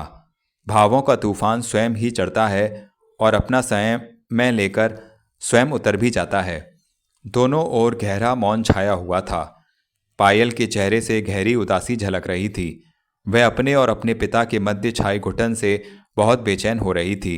उसने जल्दी जल्दी कॉफ़ी समाप्त की और पापा से आज्ञा लेकर अपने कंपार्टमेंट की ओर चल पड़ी। कर्नल साहब उसकी बेचैनी को अनुभव करते हुए उसे केवल एक दृष्टि देख कर रह गए। पायल अपने कंपार्टमेंट में दाखिल हुई तो उसने देखा कोई फर्स्ट क्लास के कूपों पर झुककर यात्रियों के नाम पढ़ने का प्रयत्न कर रहा था। उसके कूपे के पास पहुंचकर जैसे उसे एक झटका सा लगा और वह वहीं खड़ा हो गया। पायल ने घबराकर इधर उधर देखा और जल्दी से चेतन का हाथ पकड़कर उसे कंपार्टमेंट के दूसरे हिस्से में ले आई और एक अंधेरे कोने में छिपते हुए धीरे से बोली, तुम यहाँ कैसे आ गए? मुझे मालूम था तुम इसी ट्रेन से यात्रा कर रही होगी, लेकिन तुम कहाँ जा रहे हो? तुम अपने नाना के यहाँ जा रही हो और मैं अपने मामा के यहाँ। तुम्हारे पापा और मेरी माँ ने हम दोनों को एक दूसरे से दूर करने का यही उपाय सोचा है। आंखों से दूर, दिल से दूर। लेकिन वह नहीं जानते कि हम दिल से दूर कभी नहीं रह सकते। कल की घटना के बाद भी तुम्हें मुझसे मिलते हुए डर नहीं लगा? पायल ने पूछा। डर किस बात का? अधिक से अधिक तुम्हारे पिता मुझे गोली ही तो मार सकते हैं। चेतन, पायल ने उसके मुंह पर हाथ रखते हुए एक दबी चीख के साथ कहा। ऐसा ना कहो चेतन, ऐसा ना कहो। तो क्या कहूँ? तुमसे अलग होकर जीना तो मौत से भी बुरा है। मैं क्या करूं चेतन, पापा की हट ने मुझे अपने नाना के पास रहने पर विवश कर दिया है, और कल उनकी हट तुम्हें किसी और के पल्लू के साथ बांधने पर भी विवश कर देगी। तब तब मेरा क्या होगा?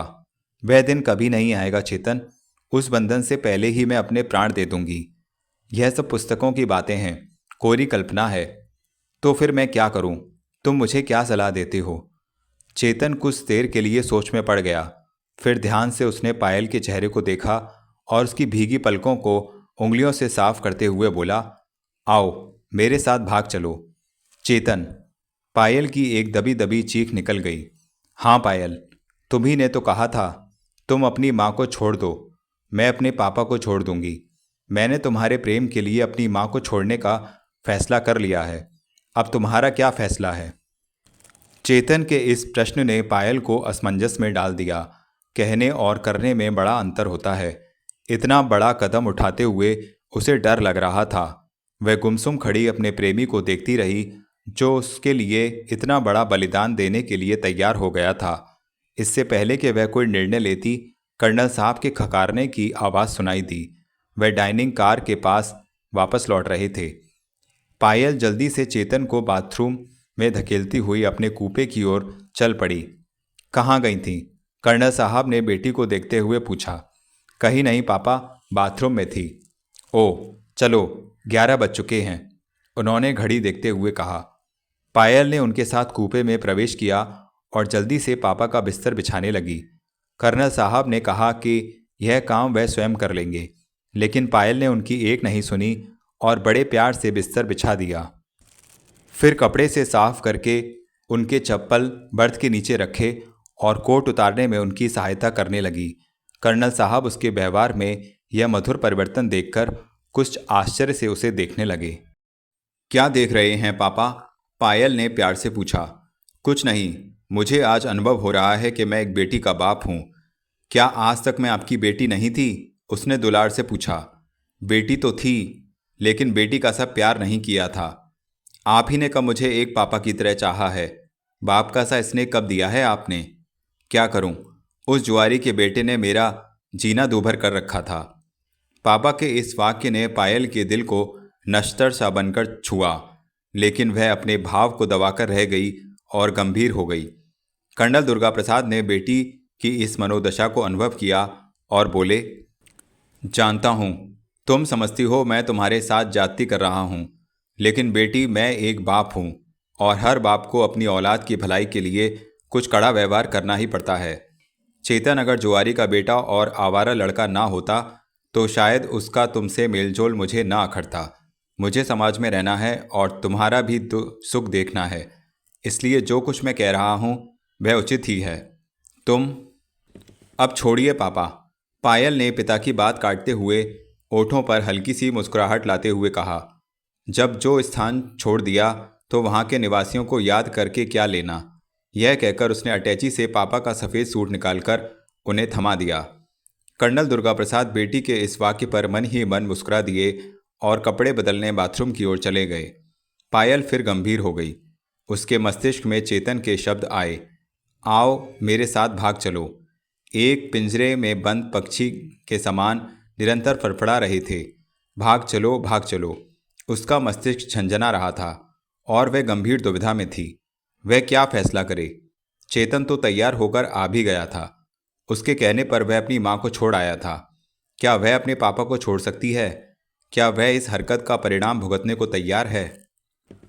कर्नल साहब जब नाइस सूट पहनकर लौटे तो पायल ने ऊपर वाली बर्थ पर अपना बिस्तर बिछा लिया था और मौन लेटी अपने विचारों के घेरे में उलझी हुई थी।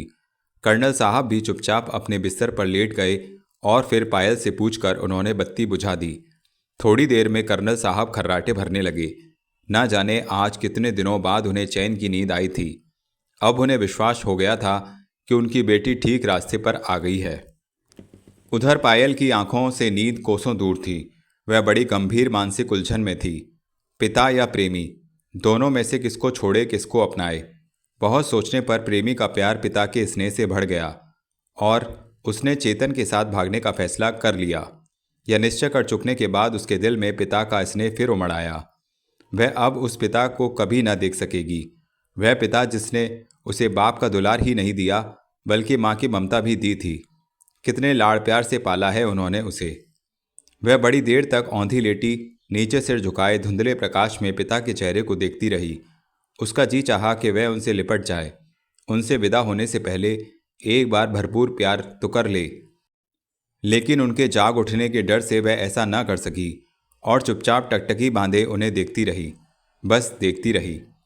रेलगाड़ी गड़गड़ाती हुई किसी पुल पर से गुजरी और एक जोरदार विसिल के साथ रुक गई। इस अचानक झटके से कर्नल दुर्गा प्रसाद गहरी नींद से चौंककर जाग गए और हड़बड़ाकर उठकर सीट पर बैठते हुए बोले, क्या हुआ बेटी? कोई उत्तर ना पाकर उन्होंने सिर निकालकर धुंधले प्रकाश में ऊपर वाली बर्थ की ओर देखा और पायल को वहां ना पाकर उनका दिल जोर से धड़क उठा। उन्होंने घबराकर जल्दी से बत्ती जला दी। इधर उधर नजर दौड़ाई, देखा कूपे के अंदर वाली चटकनी खुली हुई थी। कुछ सोचकर घबराए हुए वे जल्दी से बाहर निकल आए। कॉरिडोर में दोनों ओर देखा, फिर दोनों ओर के बाथरूम देखे, लेकिन उनकी बेटी कहीं नजर नहीं आई। वे कंपार्टमेंट का दरवाज़ा खोलकर नीचे उतरने लगे, लेकिन फिर उन्होंने देखा कि गाड़ी किसी स्टेशन पर नहीं रुकी थी बल्कि एक पुल पर खड़ी थी, जिसके नीचे पानी भयंकर शोर मचाता हुआ बह रहा था। कर्नल साहब का मस्तिष्क चकराने लगा। वे पागलों के समान गाड़ी के दूसरे डिब्बों में चक्कर लगाने लगे। गाड़ी के एकाएक झटके से रुक जाने के कारण कई डिब्बे खुल गए थे और यात्री कौतूहल से गाड़ी रुक जाने का कारण पूछ रहे थे। कर्नल साहब ने कई खुले डिब्बों में झांककर देखा, लेकिन पायल कहीं दिखाई न दी। वह निराश होकर अपने डिब्बे की ओर लौट आए। अचानक उनके विचार में आया कि कहीं पायल नदी में न कूद गई हो, मगर फिर स्वयं ही बड़बड़ाए, नहीं नहीं, वह ऐसी नादानी कभी नहीं कर सकती। अचानक उनको पायल के बदले हुए व्यवहार का विचार आया। क्या वह इसी कारण उनसे इतना प्यार करने लगी थी कि वह उन्हें छोड़कर भागना चाहती थी? इस विचार से उन्हें अपना दिल डूबता हुआ अनुभव हुआ। उन्होंने जल्दी से डिब्बे की दीवार का सहारा लिया और एक ऐसे व्यक्ति की तरह जिसकी कमर अचानक टूट गई हो, धीरे धीरे दीवार का सहारा लेते हुए अपने कमरे में दाखिल हुए। अंदर बिजली जल रही थी, लेकिन उन्हें कुछ भी दिखाई नहीं दे रहा था, क्योंकि उनकी दुनिया अंधेरी हो चुकी थी। वह धम्म से अपने बिस्तर पर गिर पड़े। शांति देवी अपने घर के बरामदे में झाड़ू लगा रही थी। अचानक अपने सामने बंदूक की नाल देखकर चौंक पड़ी। उन्होंने घबराकर दृष्टि उठाई और अपने सामने कर्नल दुर्गा प्रसाद को खड़ा पाया। उनकी आंखें गुस्से से लाल हो रही थीं। शांति देवी झट झाड़ू की ओर छोड़कर साड़ी के पल्लू से अपने सिर को ढकने लगी। कहाँ है तुम्हारा बेटा? कर्नल साहब घुर्राए। अपने मामा के यहाँ चला गया। झूठ, मामा के यहाँ नहीं गया, मेरी बेटी को भगा ले गया है। ये आप क्या कह रहे हैं? वह डरते डरते बोली। वह जो सच है, वह बदमाश चलती ट्रेन से उसे साथ लेकर ना जाने कहाँ चला गया। कर्नल साहब, वह ऐसी मूर्खता नहीं कर सकता। अब तो वह यह मूर्खता कर बैठा है, लेकिन याद रखो, अगर 2 दिन के अंदर तुमने मेरी बेटी को वापस नहीं किया तो देश भर की पुलिस को उसके पीछे लगा दूंगा, उसे जेल भिजवा दूंगा। यह मेरी इज्जत का मामला है। आपकी इज्जत मेरी इज्जत है कर्नल साहब। अगर चेतन ने सचमुच ऐसा किया है तो मैं जीवन भर उसको क्षमा नहीं करूंगी, शांति देवी ने बड़े दुखी स्वर में कहा। कर्नल दुर्गा प्रसाद ने क्रोध भरी दृष्टि से शांति देवी को देखा और घर की जीर्ण दशा को निहारते हुए तेजी से बाहर निकल गए। शांति देवी के हाथ पांव जैसे फूल गए। उनकी समझ में नहीं आ रहा था कि वह क्या करें। सिर थामकर वह बैठ गईं। बहुत सोचने के बाद उन्होंने अलमारी से कुछ पैसे निकाले और मकान का दरवाज़ा बंद करके पोस्ट ऑफिस की ओर चल पड़ी। वह अपने भैया को जवाबी तार भिजवाकर चेतन के वहां पहुंचने की पुष्टि कर लेना चाहती थीं। अध्याय 4। 2 दिन बाद चेतन और पायल बंबई पहुंच गए। नया शहर, अजनबी लोग, चारों ओर आदमियों का रेला, गगनचुंबी आलीशान इमारतें, 2 मंजिला बसों और मोटर गाड़ियों की रेल, तूफान की गति से चलने वाली बिजली की गाड़ियां। इन दृश्यों को देखकर उनकी आंखें फटी रह जाती और सिर घूमने लग जाता। आंखों के सामने अंधेरा छाने लगता और वे चलते चलते रास्तों पर लड़खड़ाने लग जाते।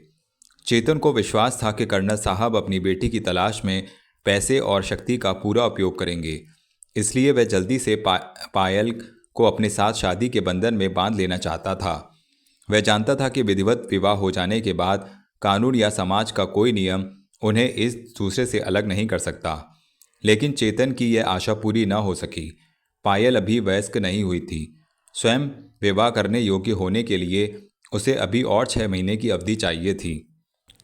चेतन ने आर्य समाज मंदिर और सिविल मैरिज कोर्ट आदि स्थानों के द्वार खटखटाए, लेकिन किसी ने उसका साथ नहीं दिया।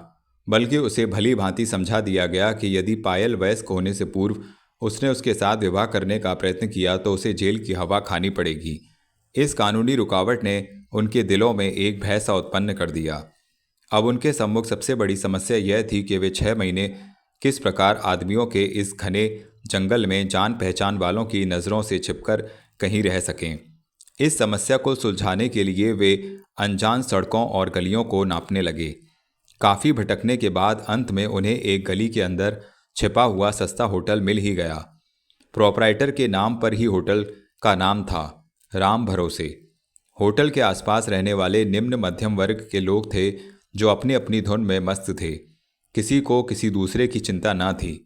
चेतन को यह स्थान अच्छा लगा और वे दोनों अपना सामान उठाए राम भरोसे होटल में दाखिल हुए।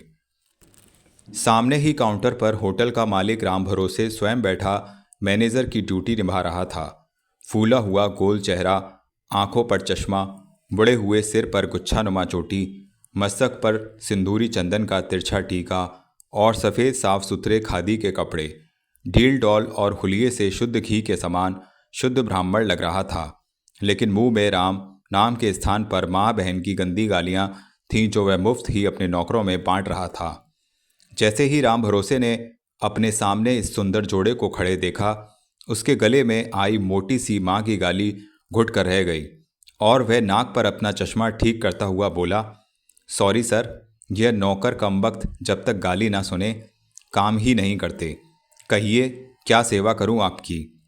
एक कमरा मिलेगा? चेतन ने निडर स्वर में पूछा। खाली नहीं भी होगा तो खाली करवा दिया जाएगा। राम भरोसे ने आज तक किसी नौजवान जोड़े को इनकार नहीं किया। देश विदेश से जाने कितने जोड़े हनीमून मनाने हमारे होटल में आते हैं और मधुर यादें लेकर चले जाते हैं, राम भरोसे ने एक सांस में कह दिया। लेकिन इस बीच उसकी दृष्टि पायल के चेहरे पर ही टिकी रही। चेतन को उसकी वासना भरी दृष्टि पर गुस्सा तो बहुत आया, लेकिन स्थिति को देखते हुए वह चुप रहा और उसका ध्यान बदलने के लिए बोला, कमरा 2 बेड वाला होना चाहिए और किराया उचित। ऐसा ही होगा। 2 बेड, आरामदेह और टिकाऊ, किराया केवल 15 रुपये। 15 रुपये महीना? चेतन ने चौंक कर पूछा। 15 रुपये रोज महाशय। यह वृंदावन नहीं, बम्बई है और धर्मशाला नहीं, होटल है। बढ़िया ग्रेड 3 होटल। चेतन और पायल ने एक दूसरे को देखा और संकेत में ही वहां रहने का निश्चय कर लिया। चेतन राम भरोसे की ओर देखते हुए बोला, हमें स्वीकार है। राम भरोसे ने नाक पर चश्मा ठीक करते हुए यात्रियों के ठहराव का रजिस्टर उनके सामने कर दिया और उन्हें अपना नाम और पता लिखने को कहा। अपना नाम तो उसने बेसुधी से लिख दिया, लेकिन पता शिमला के स्थान पर दार्जिलिंग के किसी फर्जी स्थान का लिखा। फिर आपस में दोनों के संबंध का खाना भरने से पहले वह कुछ सोच में पड़ गया। राम भरोसे ने संदेह भरी दृष्टि से चेतन को देखा और पूछा, आपका रिश्ता क्या है? यानी आपस में? दोस्ती का, मेरा मतलब है पति पत्नी का। चेतन ने गड़बड़ाकर कहा। तो आप लिखते हुए घबरा क्यों रहे हैं? राम भरोसे ने उसके घबराए हुए और पायल के पीले पड़ते हुए चेहरे को देखते हुए पूछा। नहीं तो वह बात यह है कि जीवन में पहली बार होटल में ठहरे हैं ना, चेतन ने संभलकर कहा। ईश्वर आपकी यह पहली बार कई बार लाए, राम भरोसे ने मुस्कुराकर कहा और उन दोनों के चेहरे पर मुस्कुराहट आ गई। चेतन ने संबंध के खाने में पति पत्नी लिख दिया और रजिस्टर खिसकाकर राम भरोसे की ओर कर दिया। राम भरोसे ने 3 रुपये 2 दिन के एडवांस के ले लिए और पायल ने उसे अपने पर्स से निकाल कर दिए। राम भरोसे ने होटल के छोकरे मक्खन सिंह को पुकार कर उन दोनों का सामान 10 नंबर कमरे में ले जाने का आदेश दिया और स्वयं चेतन और पायल को एक ओर लेकर चल पड़ा। राम भरोसे ने स्वयं 10 नंबर के कमरे का किवाड़ खोला तो एक अजीब सी गंध का भभका कमरे से बाहर निकला, जैसे वह कमरा बहुत दिनों से खुला ही ना हो। भीतर आकर उसने बत्ती जलाई। पायल और चेतन भी झिझकते हुए अंदर दाखिल हो गए और कमरे के मामूली से फर्नीचर को देखने लगे। राम भरोसे ने उनकी आंखों से छलकती नाखुशी को नापा और कमरे की प्रशंसा का राग अलापना शुरू कर दिया। मक्खन सिंह सामान एक ओर रखकर अपने मालिक के साथ वापस जाने लगा तो राम भरोसे जाते जाते पलट कर चेतन से बोला, वह सामने दीवार में घंटी का बटन लगा हुआ है, जब कभी कुछ चाहिए बटन दबा दीजिएगा। चेतन ने हाँ में गर्दन हिला दी। राम भरोसे जाते जाते एक बार फिर पलटा और बोला, बेबी के लिए कुछ फल दूध इत्यादि भिजवा दूं? जी नहीं धन्यवाद, हमें कुछ नहीं चाहिए, चेतन ने कुछ कठोर स्वर में उत्तर दिया। राम भरोसे होटल के छोकरे के साथ जल्दी से बाहर निकल गया और जाते हुए कमरे का दरवाज़ा भी बंद कर गया। उनके बाहर जाते ही चेतन और पायल ने संतोष की सांस ली और चारों ओर दृष्टि घुमाकर कमरे का निरीक्षण करने लगे। कमरा इतना अंधेरा था कि दिन को भी बिजली के प्रकाश की जरूरत पड़ती थी। दीवारें दीर्ण और टूटी फूटी थीं, शायद सफ़ेदी हुए बरसों बीत चुके थे। जगह जगह दीवारों पर बड़े बड़े काले चित्त पड़े हुए थे। फर्नीचर पर मिट्टी की एक मोटी तह जमी हुई थी। ना जाने क्या सोचकर पायल अचानक हंसने लगी। फिर हंसते हंसते उसकी आंखों में आंसू आ गए। चेतन ने आगे बढ़कर रूमाल से उसके आंसू पोंछे और बड़े प्यार से पूछा, क्यों, क्या हुआ? कुछ नहीं। नहीं पायल, मैं तुम्हारे मन की पीड़ा को समझता हूँ। क्या मैं तुम्हें एक महल से निकालकर खंडर में ले आया हूँ? नहीं चेतन, हंसी और रोना तो मुझे जीवन के इस मजाक पर आ गया जो उसने हमारे साथ किया है। सोचती हूँ पापा की एक मामूली सी हट ने हमें कहाँ से कहाँ पहुँचा दिया। पछता रही हो क्या? नहीं चेतन, अब तो मेरी वही हालत है। वह फिल्म हमने एक साथ देखी थी ना, रिवर ऑफ नो रिटर्न, बस वैसी ही। आपके साथ आने का मुझे कोई दुख नहीं और मैं भी तुम्हें वचन देता हूँ पायल कि तुम्हें अपने इस फैसले पर पछताना नहीं पड़ेगा। राम भरोसे अपनी जगह पर जा बैठा था। बड़ी देर से उसने कोई गाली नहीं बकी थी। उसकी कल्पना में पायल का सुंदर और भोला भाला चेहरा घूम रहा था। इतना सुंदर जोड़ा आज तक उसके होटल में हनीमून मनाने नहीं आया था। वह चुपचाप बैठा यही सोच रहा था और मक्खन सिंह उसके पांव दबा रहा था। मालिक, अचानक मक्खन सिंह ने उसकी कल्पना को भंग कर दिया। क्या है बे? वह झल्लाकर बोला, बड़ी देर से आपने गाली नहीं बकी, तो क्या हुआ हरामजादे? हाँ, अब हुई ना बात। मैं जानता हूँ आप किस चिंता में डूबे हुए हैं। कैसी चिंता? इस नए जोड़े की। मुझे तो दाल में कुछ काला नजर आता है। क्या मतलब? ना माथे पर बिंदिया, ना मांग में सिंदूर, कपड़े भी नए नहीं। लगता है दोनों पति पत्नी नहीं हैं। यह पूछताछ करना पुलिस का काम है, अपना नहीं। लेकिन हमें कुछ तो ज्ञात होना चाहिए। नहीं, कोई ज़रूरत नहीं। इस पूछताछ में रहे तो अपना बिजनेस आधा हो जाएगा। वैसे यहाँ कौन से पति पत्नी आते हैं? हम भी सोचते हैं 4 दिन की जवानी है, पट्ठों को उड़ाने दो ऐश और कमाने दो हमें माल। पायल और चेतन सुबह से भटकते भटकते थक चुके थे, इसलिए जल्दी ही उन्होंने अपने बिस्तरों को संवारा और आराम करने के लिए लेट गए। दोनों के बिस्तर साथ साथ सटे हुए थे। वे सीधे लेटे हुए कमरे की पुरानी जीर्ण छत को देख रहे थे। सारी छत जालों से अटी पड़ी थी। दोनों अपनी अपनी सोचों में गुम थे कि अचानक पायल ने किसी विचार से चौंकते हुए कहा, चेतन, क्या है? चेतन ने लेटे लेटे उसके बालों में अपनी उंगलियां उलझाते हुए पूछा। कहीं राम भरोसे को संदेह हो गया कि हम पति पत्नी नहीं हैं तो क्या हम उसका संदेह दूर कर देंगे? कैसे? उसके सामने पति पत्नी का सा प्यार जताकर, कहते हुए चेतन ने पायल को अपनी ओर खींच लिया और अपना मुंह उसके घने रेशमी बालों से लगा दिया। तभी खटाक से किड़वाड़ खुला। वे दोनों उछलकर अपने अपने बिस्तर पर बैठ गए और झेपी हुई नजरों से सामने खड़े हुए राम भरोसे को देखने लगे। राम भरोसे के मोटे ओठों पर भद्दी सी मुस्कुराहट थी। कुछ देर वह मौन खड़ा उन्हें देखता रहा और फिर बोला, आप कितने दिन यहाँ रहेंगे? जब तक हमारा जी चाहेगा, चेतन ने घबराहट पर नियंत्रण पाते हुए कहा। यह मुंबई है बरखुरदार, वृंदावन नहीं। यहाँ बताना पड़ता है कि आप कब तक विराजमान रहेंगे, जब तक मुझे नौकरी ना मिल जाए। माना नौकरी मिल भी गई तो उसके साथ रहने के लिए मकान तो नहीं मिलेगा। नौकरी मिलने पर जाओगे कहाँ? जहाँ भी जाएं, आप पर अधिक बोझ नहीं बने रहेंगे। ओहो, आप तो नाराज हो गए। मैं तो यह जानना चाहता था कि अगली बुकिंग कब की करूं, वरना मुझे क्या, चाहो तो जीवन भर यहीं पड़े रहो, मुझे तो किराए से मतलब है। यह कहकर राम भरोसे पलट गया और जाते हुए किवाड़ बंद कर गया। थोड़ी देर बाद ही उसकी भारी भारी गंदी गालियों की आवाज़ आने लगी और वह अपने नौकरों पर बरसा रहा था। चेतन और पायल देर तक एक दूसरे को बैठे देखते रहे। फिर पायल हल्की सी मुस्कुराहट के साथ कह उठी, देख लिया प्यार का मज़ा। प्यार में डर कैसा? जब हम कर्नल साहब की बंदूक से नहीं डरे तो यह नेवला हमें क्या डराएगा? पायल उसकी ओर देखकर मुस्कुराई और फिर से बिस्तर पर लेट गई। चेतन भी कुछ न बोला और चुपचाप लेट गया। दोनों फिर से कमरे की छत को घूरने लगे। थोड़ी देर बाद पायल तो सो गई, परंतु चेतन देर तक बिस्तर पर लेटा करवटें बदलता रहा। उसके मस्तिष्क में बार बार यह प्रश्न आकर उसे झंझोड़ता रहा कि कहीं पायल को बंबई लाकर उसने कोई बड़ी भूल तो नहीं की। उधर शांति देवी और कर्नल दुर्गा प्रसाद दोनों अपने अपने स्थान पर परेशान थे। शांति देवी के भाई को भेजे जवाबी तार का उत्तर उन्हें मिल गया था। चेतन अपने मामा के यहाँ नहीं पहुँचा था, इससे वह बहुत चिंता में थीं।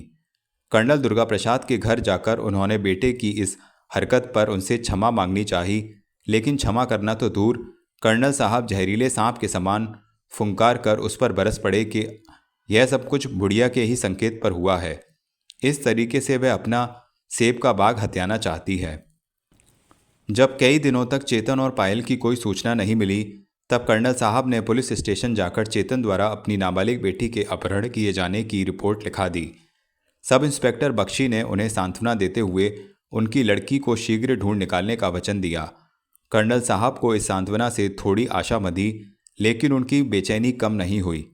उन्हें डर था कि अगर वयस्क होने से पहले उनकी बेटी न लौटी तो वह हमेशा हमेशा के लिए उसे खो देंगे। जब से पायल गायब हुई थी, कर्नल साहब ने घर से बाहर निकलना बंद कर दिया था, लेकिन कब तक स्वयं को कैद रखते। एक दिन घबराकर घर से बाहर निकले और क्लब की ओर चल पड़े। कई दिनों बाद क्लब में आए देखकर लोग उन्हें अर्थपूर्ण और प्रश्न सूचक दृष्टि से देखने लगे। कर्नल साहब का दिल धड़कने लगा कि कोई पायल के बारे में उनसे पूछ ना बैठे, लेकिन किसी ने ऐसे प्रश्नों से उन्हें बेचैन नहीं किया। बस केवल व्यवहारिक हेलो हेलो और how do you do he हुई। कर्नल साहब किसी से आंख ना मिलाते हुए क्लब के भीतर भाग में चले गए। बिलियर्ड रूम इस समय खाली था। उन्होंने स्टिक उठाई और अकेले ही बिलियर्ड की गेंदों को निशाना बनाने लगे, लेकिन उनके दिल में लगातार लोगों की नश्तर समान अर्थपूर्ण निगाहें चुभती जा रही थीं। वे अब सोचने लगे कि उन्हें क्लब नहीं आना चाहिए था। Hello colonel. अचानक इस आवाज़ पर कर्नल दुर्गा प्रसाद चौंक पड़े और घबराकर मुड़े। फिर दरवाजे पर खड़े पुलिस कमिश्नर को देखकर हकलाते हुए बोले, ओ कमिश्नर साहब, आइए आइए। आपकी बेटी का कोई पता चला? कमिश्नर साहब ने आते ही पूछ लिया। जी नहीं, अभी तक तो नहीं चला, कर्नल साहब ने निगाहें झुकाते हुए भरी सी आवाज़ में कहा और स्टिक से गेंद को एक जोरदार चोट लगाई। इंस्पेक्टर बख्शी से भी मेरी बात हुई थी। आपकी बेटी की तलाश के लिए सभी बड़े बड़े शहरों में पुलिस को खबर कर दी गई है। कमिश्नर साहब ने बिलियर्ड स्टिक संभालते हुए कहा। जी हाँ, मैं जानता हूँ, कर्नल साहब ने दबी आवाज़ में कहा। एक परामर्श दूँ आपको? जी, कर्नल साहब चौंक कर बोले। आप पायल की तस्वीर अखबारों में छपवा दीजिए, कमिश्नर साहब ने खट से गेंद पर स्टिक का निशाना लगाते हुए कहा। कर्नल दुर्गा प्रसाद को लगा जैसे यह स्टिक गेंद पर नहीं, उनके दिल पर लगी है। वे तड़प कर रह गए, लेकिन उत्तर में कुछ ना कह सके। वे चुपचाप खड़े कमिश्नर साहब को गेंद पर निशाना जमाते देखते रहे। कमिश्नर साहब ने गेंद पर निशाना लगाया और अपनी बात पूरी की। इस प्रकार पुलिस को उसे तलाश करने में आसानी हो जाएगी। कर्नल दुर्गा प्रसाद ने कुछ नहीं कहा और चुपचाप स्टिक एक ओर रखकर बिलियर्ड रूम से बाहर निकल गए। उनकी मनोदशा का अनुमान लगाकर कर्नल साहब करुणा भरे स्वर में बड़बड़ाए, बेचारा बाप, और वह भी इकलौती बेटी का। तो दोस्तों, गुलशन नंदा द्वारा लिखित चंदन उपन्यास का पहला भाग समाप्त हुआ। आशा करता हूँ आपको यह कहानी अवश्य पसंद आ रही होगी। तो यदि आपने चैनल सब्सक्राइब नहीं किया है तो चैनल सब्सक्राइब कर लीजिए और उसके बाद बेल आइकन पर ऑल का बटन दबा दीजिए, ताकि आपको अगले वीडियो का नोटिफिकेशन मिलता रहे और आप उसे देख पाएँ। वीडियो आपको कैसा लग रहा है कमेंट में ज़रूर बताइए। वीडियो को लाइक कीजिए और शेयर कीजिए, ज़्यादा से ज़्यादा अपने फ्रेंड्स रिलेटिव सभी को बताइए। धन्यवाद।